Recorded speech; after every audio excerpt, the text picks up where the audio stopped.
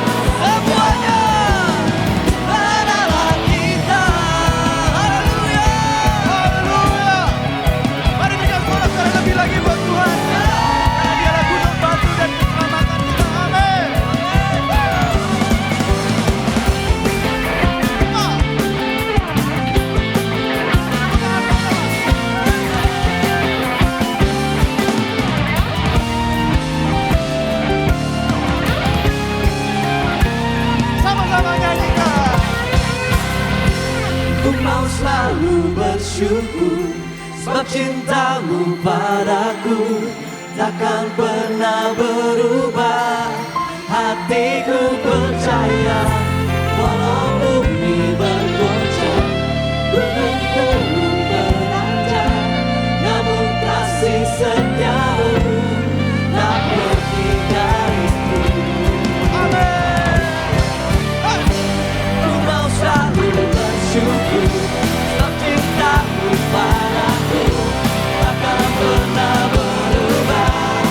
Hatiku percaya, walau bumi bergoncang, gunung-gunung beranjak, namun kasih setiamu tak pergi dariku.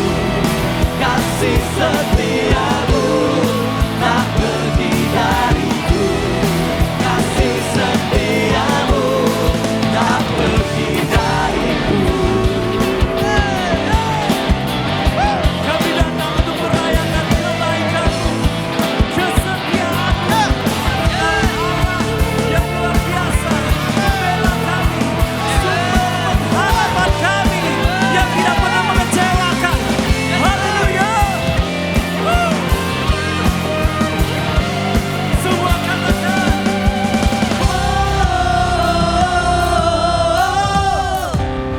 sekali lagi, come on.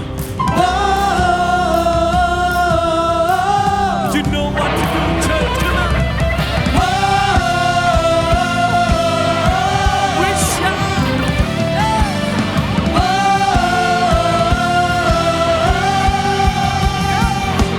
Bila kau di sisiku, ada siapa ku takut, karena Kaulah perisai dan kuatku. Sekali lagi, come on. Bila kau di sisiku, pada siapa ku takut, karena Kaulah perisai dan kuatku. Bila kau di sisiku, pada siapa ku takut, karena Kaulah perisai dan kuatku. Sekali lagi, all of us.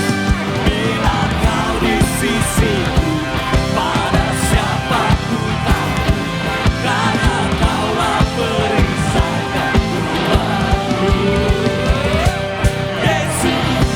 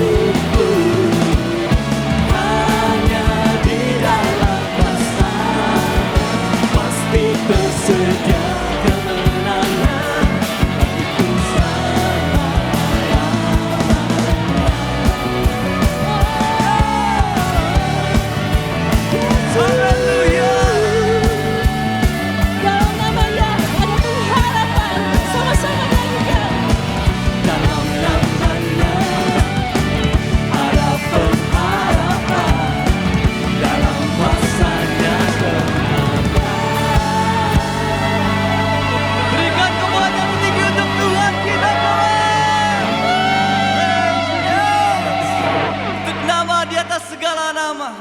Terima kasih Tuhan. Karena Engkau Allah yang setia Tuhan. Terima kasih untuk penyertaan-Mu sampai hari ini Tuhan. Dan untuk pertolongan-Mu yang tidak pernah terlambat. Thank you Jesus.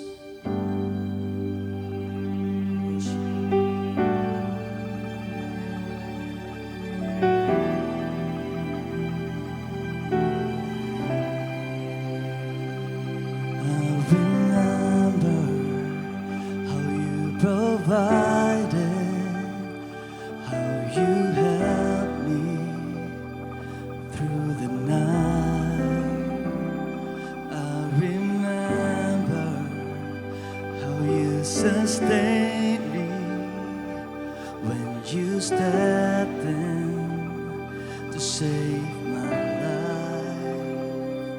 If I knew then what I know now, I would be still and let you work it out. Jesus, I was tossed in the water, but I never went under. You were always on time, Jesus. I went through the fire, you were right there beside me. You were always on time. You were always, always, always on time. You were always, always, always on time. Thank you, Jesus. I remember how you carried when I couldn't take a step. I remember how you loved me when I couldn't love myself. If I knew then what I know now, I would be still and let you work it out. Jesus, I was tossed in the water, but I never went under, 'cause you were always on time. Jesus, when I went through the fire, you were right there beside me. You were always on time. Say, you were always, always, always on time. Yes, you are. You were always, always, always on time. You were always on time.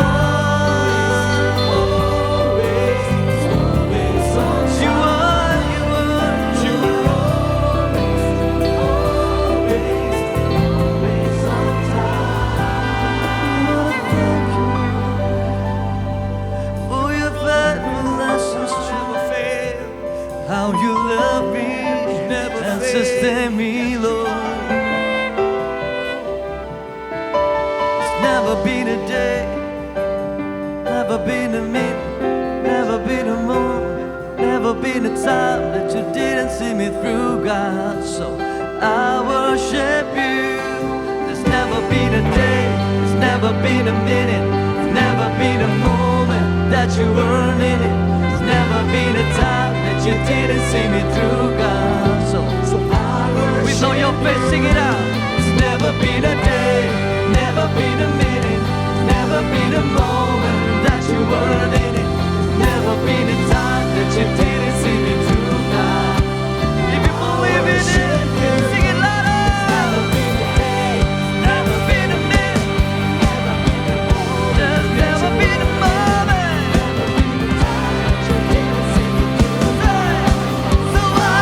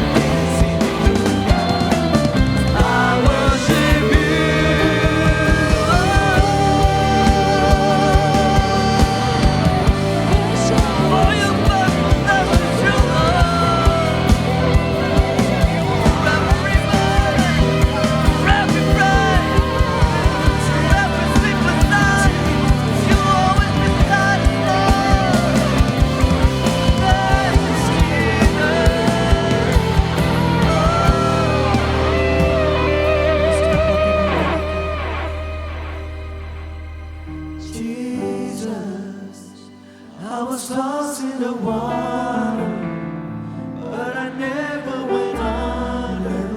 You were always on time. Jesus, when I went through the fire, you were right there beside me. You were always on time. Thank you, Lord.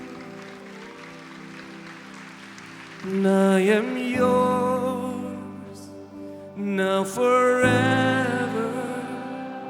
In your grace I surrender, and you are mine now forever. I'm alive in your wonder. We sing now forever. In your grace, I surrender. You are mine now forever.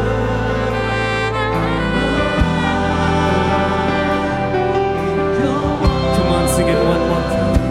And I am yours now forever.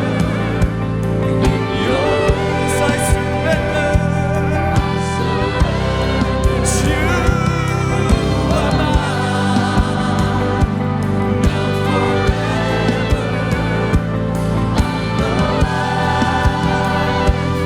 Come on, I am yours. I am yours now in your grace. We lift our voice. You are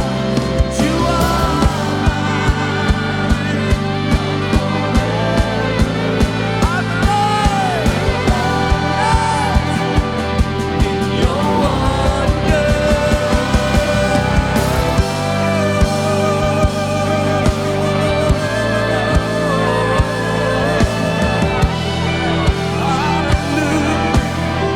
We are here because of you. You are the reason. You are the reason that we live. Hallelujah. Semua katakan bersama. Kau membuatku sesuai rencanamu. Kau memegang, kau memegang musuh. Thank you, Jesus. Ku serahkan semua kekhawatiranku milikmu. Semua kekurangan kami. Thank you, Lord. Tetap kau pandang indah dalammu. Lift your voice. Angkat tanganku dan berseru, ku milikmu. Sing, I am yours. I am yours now forever. Yes, in your grace. Sing back. Thank you, Lord. You are mine.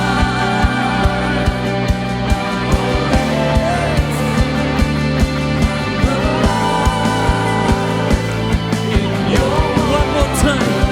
I'm yours. I'm yours now forever. In your grace I surrender. You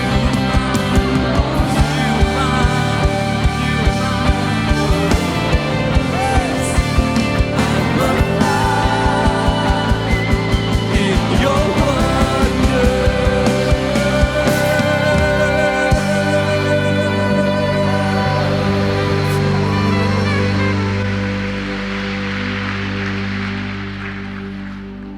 Kami datang pagi ini dengan kesadaran penuh bahwa Engkau milik kami dan kami milik-Mu. Dan jika Engkau ada di pihak kami, siapakah yang sanggup melawan kami? segala kekhawatiran kami, segala beban pikiran kami, segala sakit penyakit apapun, tidak ada yang lebih besar dari Tuhan yang kami sembah. Tuhan yang hadir bersama dengan kami hari ini. We thank you for your presence, Jesus. Dan hari ini biar hadirat-Mu yang mengubahkan hati dan pikiran kami. Hadirat-Mu yang menyertai seluruh kebaktian hari ini. Karena tanpa hadirat-Mu apapun yang kami lakukan akan sia-sia. Hari ini kami berdoa biar Roh Kudus bekerja, membuka hati dan pikiran kami, menerima apapun yang telah Kau sediakan buat kami. Dan kami mau mulai kebaktian kami hanya di dalam nama Tuhan Yesus. Semua yang excited ada di rumah Tuhan, sama-sama katakan, amin. Hey, kalau saudara betul excited ada di rumah Tuhan, berikan tepuk tangan yang lebih lagi buat Tuhan.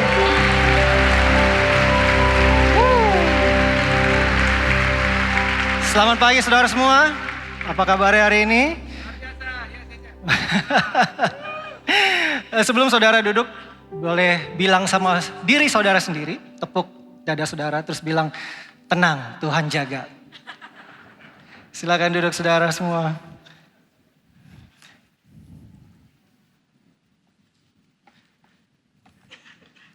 Lama saya nggak ketemu saudara di Casablanca, karena saya udah ditransfer ke Sutra Hall.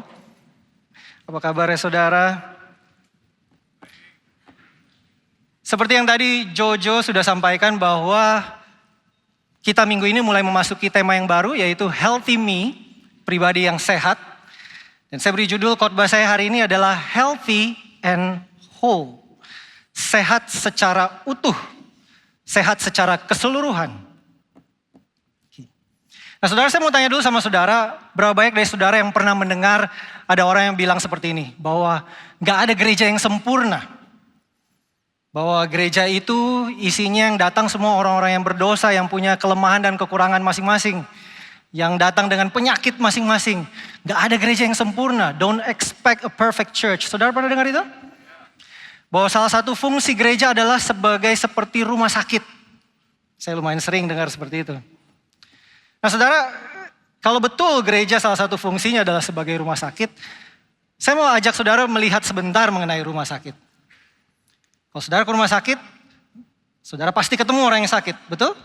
Ketemu dengan berbagai macam penyakit mereka, keluhan mereka, kondisi yang berbeda-beda. Tapi mereka semua datang ke situ dengan satu tujuan yang sama, betul? Yaitu supaya sehat. Saya belum pernah ketemu di rumah sakit orang yang tetap mau sakit. Nah kalau memang gereja itu fungsinya sama seperti rumah sakit, maka kita pun datang ke sini, betul kita diterima dengan segala kelemahan kita diterima dengan segala penyakit kita, tapi kita datang ke sini tujuannya satu, yaitu supaya sehat. Kita mau disembuhkan. Jadi kesehatan itu harusnya menjadi salah satu goal kenapa kita ada di sini. Bukan menjadi sempurna, tapi menjadi sehat. Jadi memang saya setuju bahwa nggak ada gereja yang sempurna, tapi harusnya ada gereja yang sehat. Betul tidak ada pengikut Yesus yang sempurna, tapi harusnya ada pengikut Yesus yang sehat. Nah sebelum kita lanjut, mungkin saudara agak bingung apa sih bedanya sempurna, sehat, kenapa itu penting kita buat tahu. Nah, saya mau kasih contoh buat saudara. Anggap di pernikahan saudara. Yang namanya pernikahan kita tahu nggak ada pernikahan yang sempurna. Bahwa yang namanya berantem itu wajar terjadi. Yang namanya bergesekan, bersinggungan itu normal terjadi. Again, tidak ada pernikahan yang sempurna. Tapi saudara karena saudara lagi berantem sama pasangan saudara, saking emosinya saudara maki-maki dia. Saking emosinya saudara pukul dia. Atau bahkan saking kecewanya sama pernikahan saudara cari orang lain di luar dan jadi gak setia. Reaksi saudara udah gak normal. Reaksi saudara udah gak wajar. Karena reaksi saudara udah bukan lagi tidak sempurna, tapi udah tidak sehat. Kenapa penting kita tahu ini? Karena saya temukan saudara banyak orang yang tindakannya, hidupnya sebenarnya udah gak sehat. Tapi ketika ada orang yang kasih tahu dia menolak semua itu dan berlindung di balik kata-kata, gak ada manusia yang sempurna. don't judge me. Tanpa dia sadar bahwa perbuatan dia udah bukan lagi gak sempurna, tapi udah gak sehat.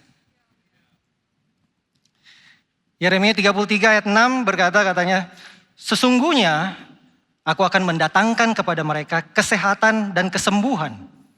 Dan aku akan menyembuhkan mereka dan akan menyingkapkan kepada mereka kesejahteraan dan keamanan yang berlimpah-limpah.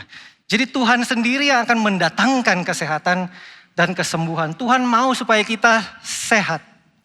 Kenapa saudara? Karena menjadi sehat adalah syarat penting untuk kita bisa bertumbuh dan berbuah. Menjadi sehat adalah syarat utama untuk kita bisa bertumbuh dan berbuah. Kalau saudara punya anak kecil, saudara tahu untuk dia bertumbuh, saudara kan gak paksa tarik-tarik lehernya biar tambah tinggi. Yang kita lakukan adalah kita jaga kesehatan dia. Kita kasih dia gizi yang tepat. Ketika dia jaga kesehatannya, otomatis pertumbuhan itu akan terjadi. Pertumbuhan adalah konsekuensi dari menjaga kesehatan. Menjaga kesehatan juga syarat untuk kita bisa berbuah. Karena mustahil saudara menjadi berkat buat orang lain dalam kondisi sakit. Atau mungkin bisa tapi gak efektif. Betul? Gimana caranya saudara mau bantu pernikahan lain kalau pernikahan saudara sendiri gak sehat? Bagaimana caranya saudara mau bantu orang-orang yang terlilit dalam pinjol dan utang, tapi cara saudara mengelola keuangan juga gak sehat. So kita perlu sehat dulu supaya kita bisa bertumbuh dan berbuah. Nah, kesehatan diri bukan hanya juga sebagai tujuan, tapi kesehatan juga adalah tanggung jawab kita. We are responsible to keep ourselves healthy. Bulan lalu kita baru belajar mengenai stewardship, bahwa we are the owners of nothing, but the stewards of everything. Bahwa kita ini hanya pengelola dari segala sesuatu. Apa yang dimaksud segala sesuatu, saudara? Bukan hanya sekedar harta saudara, bukan hanya sekedar materi, influence, position, bukan sampai diri saudara sendiri itu bukan punya kita. Diri kita sendiri ini punyanya Tuhan. Dan kita dititipkan untuk kita bisa kelola dengan baik. Yeremia 10 ayat 23, I know Lord that our lives are not our own. Hidup kita bukan milik kita. We are not able to plan our own course. Jadi menjaga kesehatan adalah bentuk pengelolaan. Getting healthy is an act of stewardship. Getting healthy is an act of stewardship. Nah, saudara, kita gak akan bisa kelola sesuatu yang kita gak ngerti. Kita perlu mengerti dulu siapa diri kita, baru kita bisa mengelola dengan baik. Nah, 1 Tesalonika 5 ayat 23 dikatakan, semoga Allah damai sejahtera menguduskan kamu seluruhnya, whole. Dan semoga apa? Roh, jiwa, dan tubuhmu terpelihara sempurna dengan tak bercacat pada kedatangan Yesus Kristus Tuhan kita. Jadi ayat ini berkata bahwa diri kita terdiri dari tubuh. Ini tulisan saya kelihatan saudara, saya tadi servis 1 kurang tebal. Bisa saudara lihat? Tubuh bahasa Inggrisnya adalah dipakai kata body. Lalu kita ada jiwa. Atau dipakai kata soul. Lalu ada roh. Dipakai kata spirit. Lalu jiwa terdiri dari pikiran. Bahasa Inggrisnya dipakai kata mind. Lalu perasaan.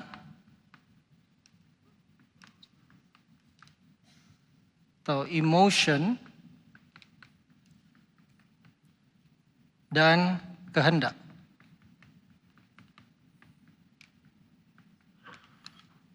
Pakai kata will.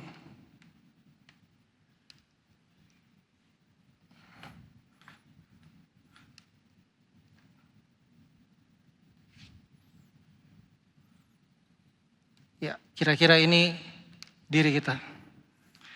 Ini lingkarannya peyang banget ya. Tapi kira-kira saudara ngerti lah ya. Nggak ada yang sempurna, don't judge me. Saudara, kita mulai bahas tubuh dulu. Di 1 Korintus 6 ayat 19 ayat 20 dikatakan, atau tidak tahukah kamu bahwa tubuhmu adalah bait Roh Kudus yang diam di dalam kamu. Roh Kudus yang kamu peroleh dari Allah dan bahwa kamu bukan milik kamu sendiri. Again, kita bukan milik kita sendiri. Sebab kamu telah dibeli dan harganya telah lunas dibayar. Karena itu muliakanlah Allah dengan tubuhmu. Ketika kita menjaga kesehatan kita, kita sedang memuliakan Tuhan. Getting healthy is an act of worship. Getting healthy is an act of worship. Menjaga kesehatan tubuh bukan hanya supaya kita kelihatan slim, supaya enak dilihat, supaya pakai baju apapun enak. Tapi it's an act of stewardship and an act of worship. Berikutnya jiwa. Di 3 Yohanes 1 ayat 2 dikatakan, saudaraku yang kekasih, aku berdoa semoga engkau baik-baik dan sehat-sehat saja dalam segala sesuatu, sama seperti jiwamu baik-baik saja. Menarik saudara, di bahasa Inggris dikatakan, just as your soul prosper. Jadi kata prosper bukan hanya berbicara mengenai materi yang berkelimpahan. Prosper juga ketika saudara sehat-sehat aja, saudara baik-baik aja, tubuh, jiwa, dan roh, itu namanya prosper. Nah, Alkitab penuh dengan ayat Alkitab yang menjelaskan pentingnya menjaga kesehatan jiwa. Contohnya di Filipi dikatakan, semua yang benar, semua yang mulia, semua yang adil, semua yang sedap didengar, semua yang patut dipuji, pikirkanlah semuanya itu. Karena ketika saudara pikirin itu, jiwa saudara sehat. Lalu saudara ingat ketika Yesus bilang, apa itu bersinah? Bersinah bukan hanya ketika tubuh kalian bersinah, tapi bahkan ketika di pikiran kalian, kalian sudah lusting over somebody, sudah menginginkan wanita itu, saat itu kalian sudah bersinah. Itu Yesus sedang berkata bahwa bukan hanya ketika selingkuh tubuhmu gak sehat. Tapi ketika di pikiranmu engkau sudah berpikir begitu, jiwamu udah gak sehat. Saudara bisa ngerti yang saya maksud? Saya terlalu cepat? Everything okay? Lalu ada Amsal berkata, words can kill, words can give life. Kata-kata bisa membunuh, yang dibunuh apa? Yang dibunuh perasaan. Kesehatan jiwa. Berikutnya mengenai roh. Roh yang sehat adalah roh yang terhubung dengan Roh Kudus. Dan roh yang terhubung dengan firman Tuhan. Dan komunitas. Makanya di Yohanes dikatakan Allah adalah roh. Siapapun yang menyembah dia harus menyembah dalam roh dan kebenaran. Jadi kalau saudara gak terhubung dengan ini, roh saudara lagi gak sehat. Nah yang penting kita tahu adalah ketiganya ini penting, perlu dijaga kesehatannya. Ketiganya ini meskipun saya gambarnya seperti terpisah, tapi mereka saling berhubungan. Karena salah satu aja sakit, maka diri kita sakit. Salah satu aja gak sehat, akan mempengaruhi dua yang lainnya. Matius 12 ayat 30 katakan, kasihilah Tuhan Allahmu dengan segenap hatimu, dan dengan segenap jiwamu, dan dengan segenap pikiranmu, dan dengan segenap kekuatanmu. Kita akan kesulitan mengasihi Tuhan kalau tubuh, jiwa, dan roh kita gak sehat.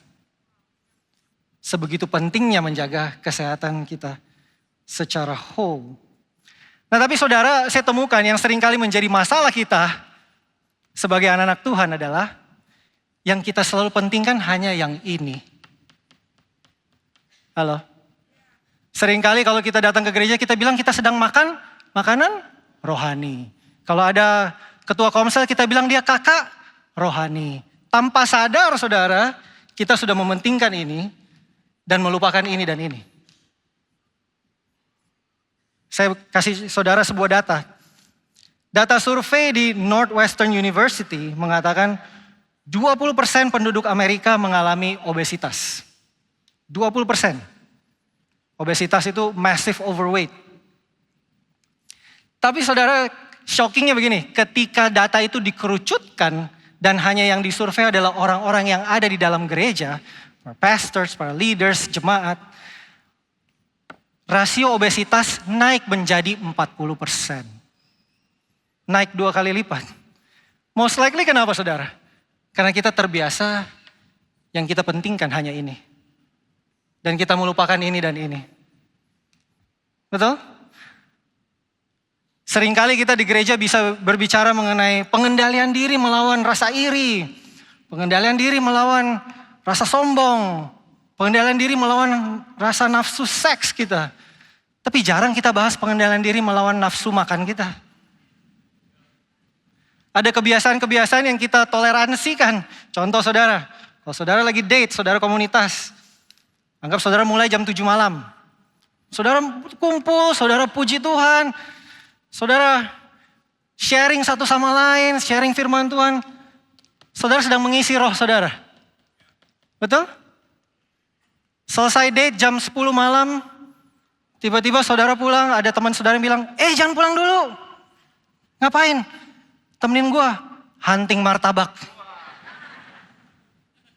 Betul? Ini saudara yang ketawa berarti saudara pernah mengalaminya ya di date saudara ya. Hunting martabak jam 10 malam. Udah gitu pesannya kebanyakan lagi. Udah pesan kebanyakan biasanya habis makan kenyang dibilang apa? Weh habisin tuh sayang makanannya. Yang disayang makanannya bukan sayang tubuhnya saudara. Itu kebiasaan yang kita sering lakukan ketika kita hanya memperhatikan ini. Dan bukan ini dan ini. Halo. Saya mau minta maaf sama saudara kalau ada di antara yang di sini justru bisnisnya jualan martabak. Saya nggak bermaksud mengurangi omset saudara. Ini hanya ilustrasi yang kepikiran aja. Nah bahayanya juga saudara kalau kita hanya mikirin ini. Seringkali kalau ada orang yang lagi sakit yang datang untuk minta bantuan. Solusi kita juga cuman di sini aja. Solusi kita tidak holistik secara satu kesatuan. Contoh ada orang yang burn out. Datang kepada saudara. Stressful. Oh kamu kayaknya kurang doa deh. Saat teduhmu gimana sih bolong-bolong ya? Oh kamu kayaknya kurang bersyukur deh. Kamu lupa kah sama-sama kebaikan Tuhan? Seringkali kita seperti itu. Ada juga couple datang minta tolong doakan saya. Pak, saya merasa pernikahan saya dibisikin setan. Ada roh perselingkuhan. Tolong diusir roh tersebut supaya hubungan kita tetap terjaga dan baik. Saudara saya pasti doakan. Tapi kalau roh itu udah diusir, tapi gak ada perubahan pola pikir bahwa mesti menjaga jarak dengan lawan jenis, maka akar masalahnya gak selesai. Ada yang doa minta diusir kutuk keturunan, kita susah cari kerja, turun-temurun, susah banget dapat kerjaan. Kita bisa doakan usir kutuk keturunan, tapi kalau gak dibarengi dengan perubahan supaya gak males, masalah itu gak akan selesai saudara. Bukan hanya di sini solusi, tapi kita harus memikirkan semuanya. Nah, saya mau ajak saudara baca kisah mengenai Nabi Elia. Nabi Elia, nabi yang sangat dipakai Tuhan secara luar biasa. Sekedar backstory sedikit supaya saudara sadar, Nabi Elia itu mujizat-mujizat yang dia udah lakukan. Dia berdoa biar gak turun hujan selama 3 tahun, dan hujan betul-betul gak turun. Bayangkan saudara, dia bisa mengendalikan cuaca. Berikutnya ketika Elia ketemu janda Sarfat, saudara yang masih ingat cerita ini? Janda Sarfat bilang, saya minta makan. Janda Sarfat bilang, saya gak punya apa-apa selain dari tepung dan minyak ini. Kalau saya kasih, habis saya gak punya apa-apa lagi. Tapi Nabi Elia bilang, kasih aja, persediaanmu gak akan habis-habis. Saudara bayangkan ya miracles yang dia lakukan. Udah menghentikan hujan, mujizat persediaan. Tuhan yang melakukan mujizat, tapi lewat hidup dia. Lalu yang lebih ekstrim lagi, anak janda Sarfat ini mati saudara. Sakit keras dan mati. Dan Elia berdoa supaya nyawanya dikembalikan. Dan anak itu hidup kembali. Dia bahkan bisa membangkitkan orang mati. Kalau saya jadi Elia saat itu, kalau saya ya, I think my spirit will soar Iman saya pasti dikuatkan sekali. Ini tangki roh saya full tank. Gimana enggak Tuhan melakukan mujizat luar biasa lewat hidup saya. Berkali-kali lagi. Tapi kita baca bersama-sama di 1 Raja-Raja 19. Dikatakan Raja Ahab, Raja Israel saat itu. Dia musuhnya Elia. Dan Raja Ahab menceritakan kepada Isabel istrinya. Semua yang telah dilakukan oleh Elia. Juga bagaimana Elia membunuh semua Nabi Baal. Maka Isabel mengirim berita ini kepada Elia. Semoga para dewa menghukum malah membunuh saya. Kalau besok pada saat seperti ini saya tidak memperlakukan engkau seperti engkau memperlakukan nabi-nabi Baal itu. Jadi diancam dibunuh sama Isabel. Lalu ayat berikutnya apa saudara? Elia menjadi takut. Amazing ya. Orang yang berkali-kali mengalami mujizat Tuhan. Dia ketika diancam dibunuh dia tetap takut. Itulah manusia. Elia menjadi takut lalu lari supaya tidak dibunuh. Ia pergi dengan pelayannya ke Bersheba di Yehuda. Di sana ia meninggalkan pelayannya itu. Menurut saya Elia nggak punya masalah di sini. Tapi ketika dia ketakutan, most likely ini dan ininya terganggu.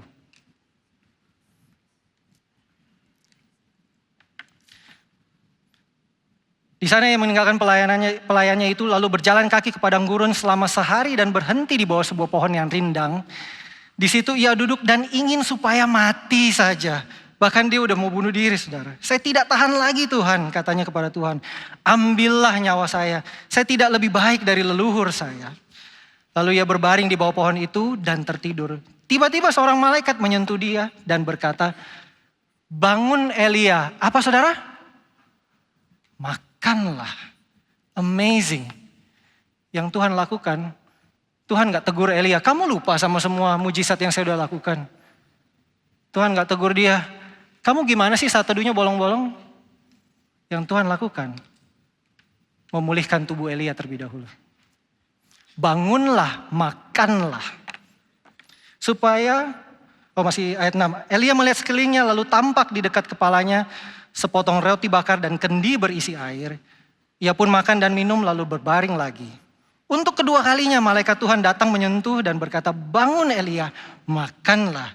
Supaya kau dapat tahan mengadakan perjalanan jauh.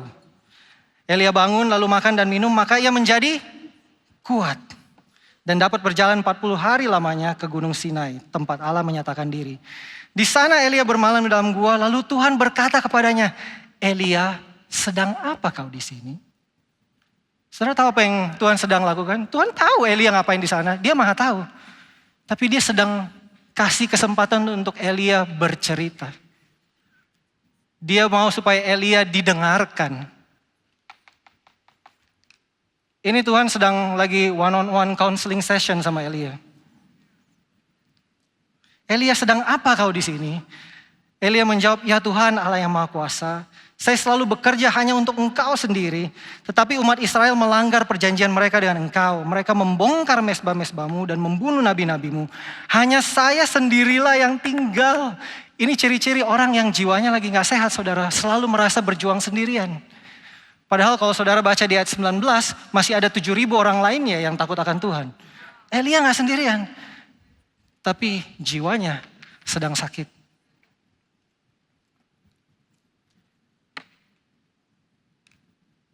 Keluarlah dari gua itu, kata Tuhan kepadanya, dan berdirilah menghadap aku di atas gunung.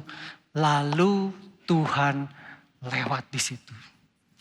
Lalu Tuhan menyatakan bahwa saya selalu ada beserta dengan engkau. Engkau gak pernah sendirian. Baru Tuhan attend rohnya Elia. Isn't that amazing cara Tuhan mengobati seseorang? Dia gak hanya memperhatikan satu, tapi dia memperhatikan seluruh keberadaan dan kesehatan Elia. Dan itu yang perlu kita lakukan juga saudara. Menjaga kesehatan kita secara utuh. Tubuh, jiwa dan roh. Nah, berikut ini beberapa hal yang saudara harus perhatikan untuk saudara bisa tetap sehat. Yang pertama saudara perlu perhatikan rutinitas saudara. Check your routine. Apa yang saudara lakukan berulang-ulang. Galatia 6 ayat 7 berkata, apa yang kamu tabur, itu juga yang akan kamu tuai. apa yang kita tuai hari ini adalah hasil dari apa yang kita tabur berulang-ulang kali di hari sebelumnya. Betul? Kalau saudara hari ini tubuhnya sehat, tubuhnya berotot, itu pasti karena saudara nabur sering nge-gym setiap hari. Dan perlu dilakukan berulang-ulang, gak cuma satu kali. Apa yang kita tuai hari ini adalah hasil taburan kita secara berulang-ulang di hari sebelumnya. Nah kalau saudara gak suka tuaian saudara, if you don't like your condition hari ini, nah saudara perlu ganti apa yang saudara tabur. If you don't like what you reap, then change what you sow. Karena taburan saudara hari ini akan menentukan kesehatan saudara di masa depan. Ada banyak rutinitas dan kebiasaan yang kita perlu ubah, saudara. Mungkin saudara kaget kenapa di pernikahan saudara udah gak ada respect lagi. Ya mungkin karena selama ini saudara ketika pasangan saudara ngomong, saudara gak kasih attention dan respect. Saudara dengerin sambil main handphone. Udah tahu. No wonder itu yang saudara tuai. Mungkin ada kebiasaan-kebiasaan yang saudara perlu ubah. Pulang dari kantor bukan nonton Netflix dulu, tapi planking dulu 2 menit. 2 menit bukan waktu yang lama, saudara. Tapi perubahan kecil itu bisa berdampak besar buat masa depan saudara. If you don't like what you reap, change what you sow. Disembuhkan oleh Tuhan, itu satu kejadian. Tapi untuk mempertahankan kesembuhan itu, perlu perubahan rutinitas.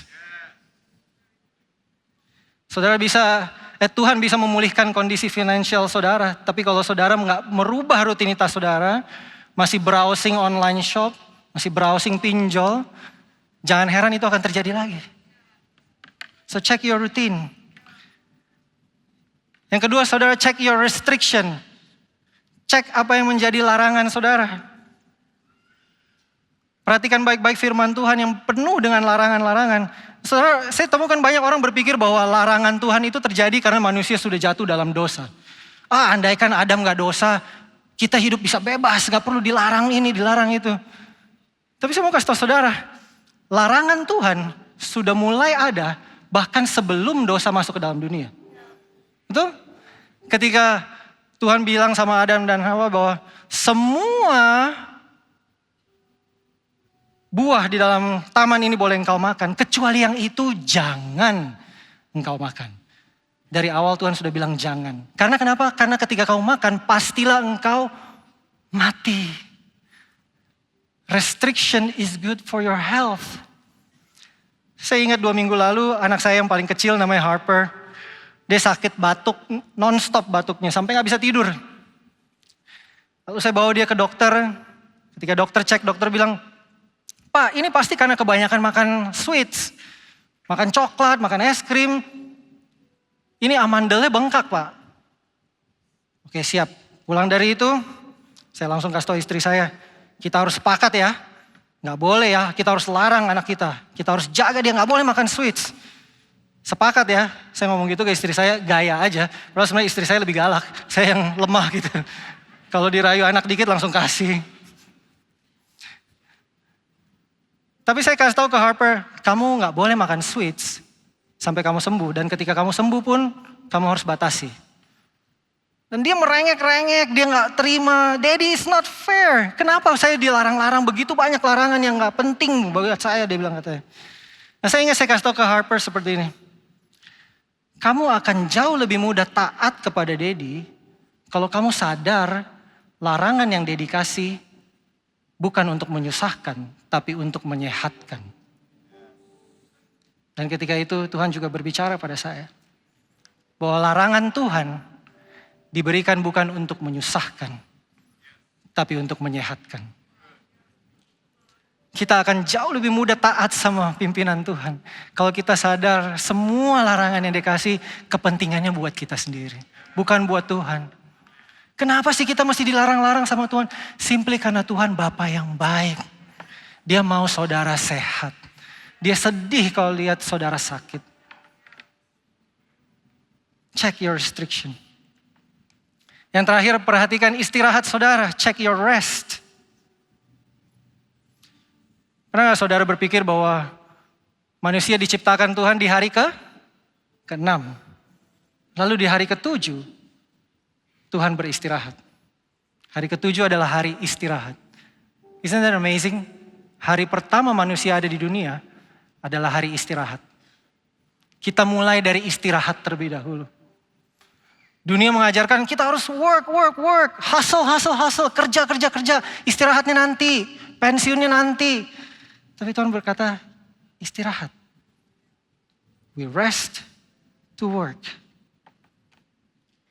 Pengkhotbah 2 ayat 22-23 berkata, what do people get for all the toil and anxious striving? Saudara ngerti kata anxious striving? Berusaha semampunya, sebisa mungkin sampai saudara anxiety dengan usaha sendiri. Gunanya apa dibilang? With which they labor under the sun. All their days their work is grief and pain. Even at night their minds do not rest. Bahkan ketika malam pun pikiran saudara gak berhenti bekerja.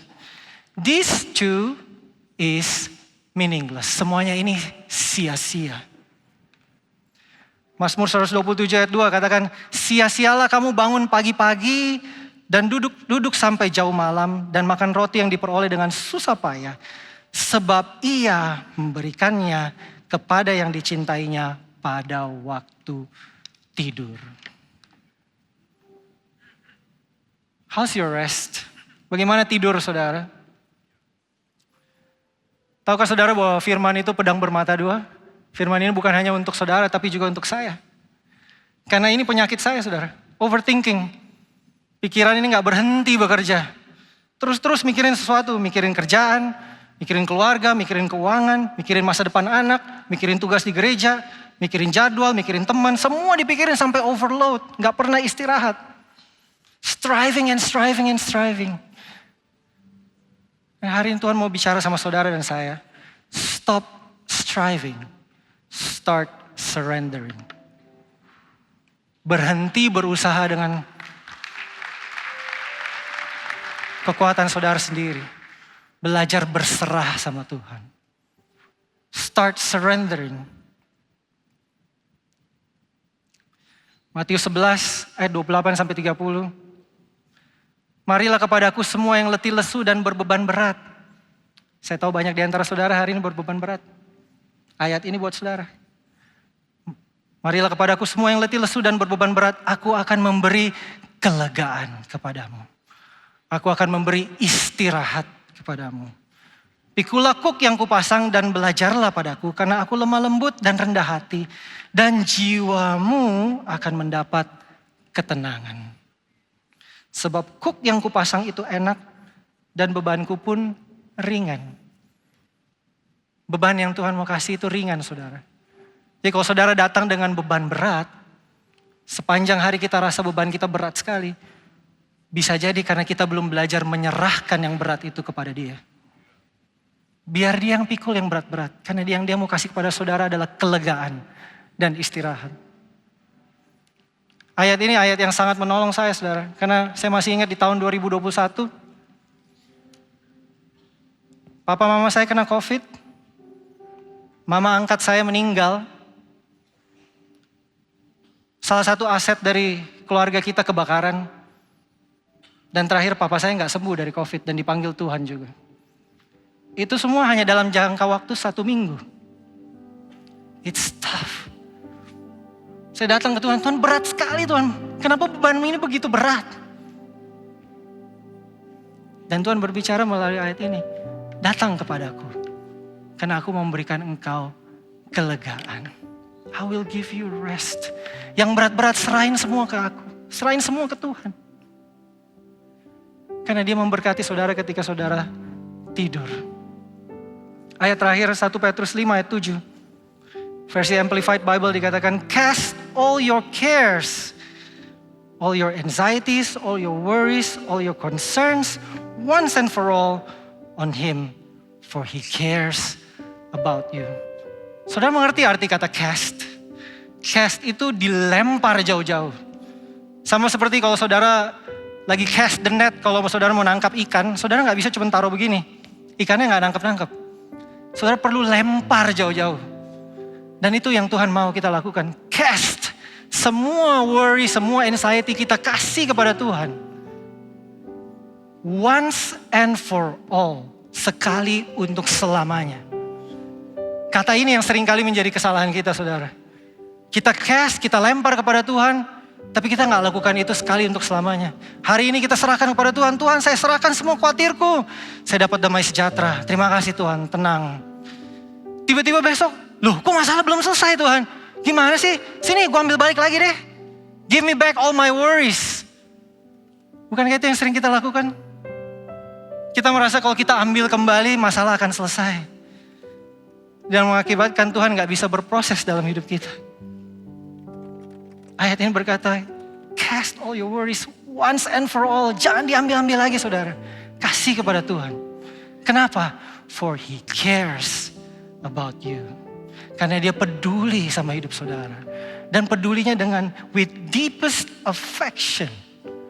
Dengan affection yang sangat dalam.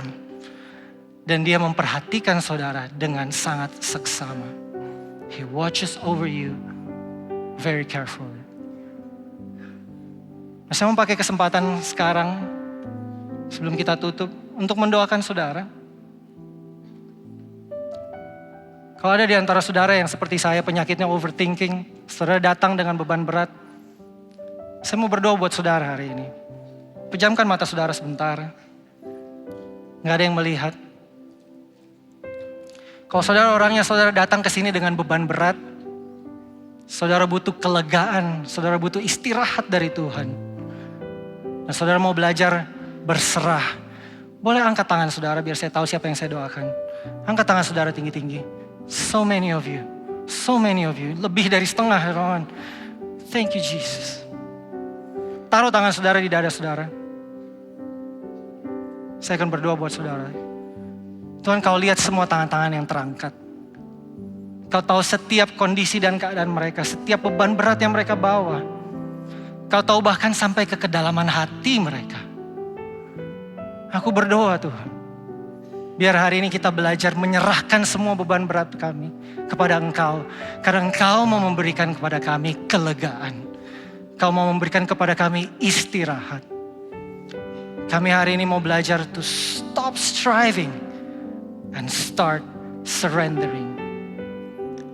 Mungkin masalah kami tidak langsung selesai, tapi damai sejahtera yang datang dari Tuhan menjadi bagian kami. We thank you Jesus. Thank you Jesus. Sehatkan kami, sembuhkan kami, tubuh, jiwa dan roh. Sepenuhnya kami serahkan pada Engkau. Di dalam nama Tuhan Yesus, semua yang percaya sama-sama katakan amin, amin. Saya undang saudara semua, mari bangkit berdiri, mari sembah Dia sekali lagi. I am yours, now forever, in your grace, I surrender.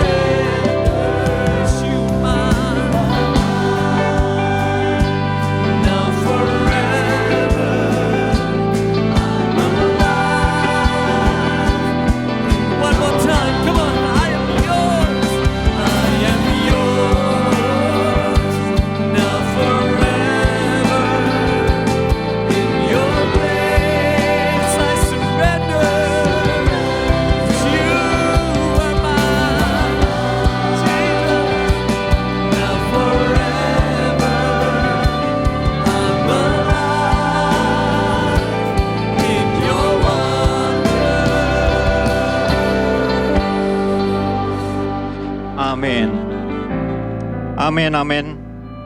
Cek, amin. Saudara diberkati oleh firman yang baru saya sampaikan oleh Pastor Caleb. Thank you, Pastor Caleb. Ya, saya masih pengen lanjut sebenarnya ya. Tapi karena waktu kita mendengar sesuatu yang luar biasa. Saya diberkati, saya percaya saudara juga diberkati. Kita nggak dituntut untuk jadi sempurna, tapi dituntut untuk jadi sehat. Ya, apa yang menjadi rutin perlu dicek, apa yang menjadi restriction perlu dicek, dan juga istirahat penting banget bagi kita semua. Ambil satu hal untuk saudara bawa pulang, untuk saudara lakukan. Karena disitulah perubahan terjadi saat kita melakukan apa yang kita sudah dengar, kita pelajari hari ini. Amin. Mari kita sama-sama menutup ibadah pagi hari ini. Kami bersyukur Tuhan sekali lagi untuk apa yang kami alami hari ini dalam ibadah ini Tuhan. Kami datang dan kami pulang, kami menjadi orang yang berbeda Tuhan. Untuk itu kalau kami diingatkan hari ini, kami belajar untuk lebih sehat Tuhan di dalam kehidupan kami. Baik tubuh kami, jiwa kami, dan juga roh kami. Mari Roh Kudus yang menolong setiap kami untuk kami bisa tahu apa yang perlu kami lakukan. Karena kami percaya perubahan kecil yang kami lakukan Tuhan akan membawa perubahan yang besar di dalam kehidupan kami Tuhan. Kami berdoa sekali lagi firman yang ada terus bekerja di dalam setiap kami. Membentuk kami Tuhan, mengubahkan kehidupan kami Tuhan. Untuk kami bisa semakin mengenal Engkau Tuhan. Untuk hidup kami bisa semakin sehat. Saat ini kami mau angkat tangan kami. Berdoa bagi bangsa Indonesia, bagi kota Jakarta. Berdoa untuk kesejahteraan, berdoa untuk keamanan Tuhan. Dan kami berdoa untuk setiap kami bisa menjadi anak-anak Tuhan yang bersinar terang, yang menjadi jawaban, menjadi kekuatan untuk lingkungan kami, untuk tempat kerja kami, keluarga kami, dimanapun kami berada Tuhan. Kami berdoa sekali lagi Bapak di dalam nama Tuhan Yesus, terima kasih. Dan saat ini juga kami menerima berkat-Mu, terimalah berkat yang datangnya daripada Allah Bapa, kasih karunia daripada Yesus Kristus, dan penyertaan daripada Roh Kudus yang akan terus menyertai kita dimanapun kita berada. Jadilah berkat dimanapun kau berada. Di dalam nama Tuhan Yesus Kristus, mari semua yang bersuka cita hari ini sama-sama katakan amin. Happy Sunday semuanya.